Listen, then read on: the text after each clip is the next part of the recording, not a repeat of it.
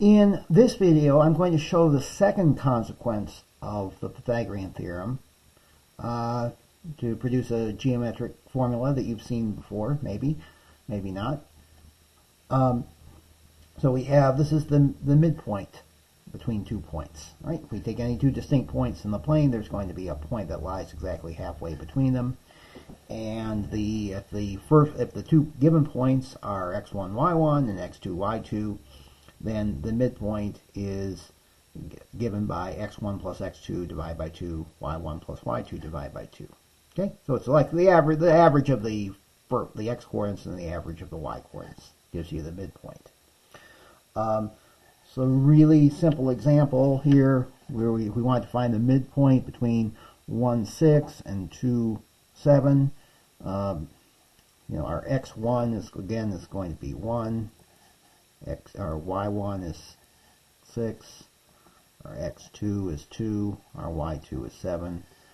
So our midpoint will be 1 plus 2 over 2, and then 6 plus 7 over 2. And this is 3 halves, 13 halves. Okay. You could leave it like, if you leave it like this, this is fine. I mean, you could write this as 1.5 and 6.5, but I actually prefer this because I like fractions better than decimals. So there's not a whole lot here, except I just want to show you how the proof comes from the Pythagorean theorem. And it's very similar to what we did with the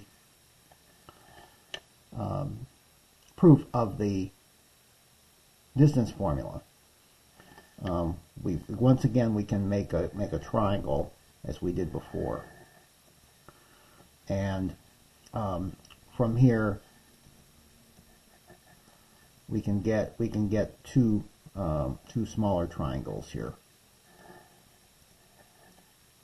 So if this coordinate was, if the coordinates of this point were x1, y1, and the coordinate here was x2, y2, let's say we wanted to find this coordinate, let's say EF. Okay.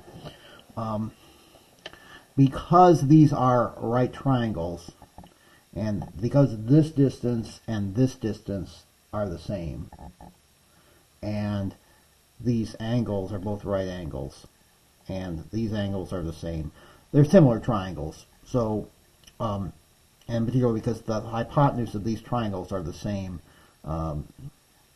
this side and this side are going to be the same, and this side will be the same. And this side right here, the coordinate of this point, the x coordinate is going to be the same as the x coordinate here, which is E, and the y coordinate is going to be y1. And so this distance is going to be E minus x1. Okay, and then the coordinate of this point we know is the y coordinate. The y coordinate is going to be y1, and the x coordinate is x2. Okay, so the coordinate here, the length of this side, is going to be x2 minus e. Okay, so by similar triangles we have, that's also going to be what this distance is. So this distance equals this distance, and this distance is x2 minus e. So these are equal. Okay. And then you can do some algebra. You can add x1 to both sides and add e to both sides,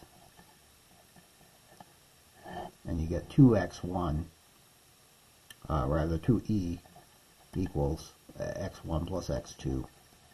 So e is equal to x1 plus x2 divided by 2. And you can do the same thing to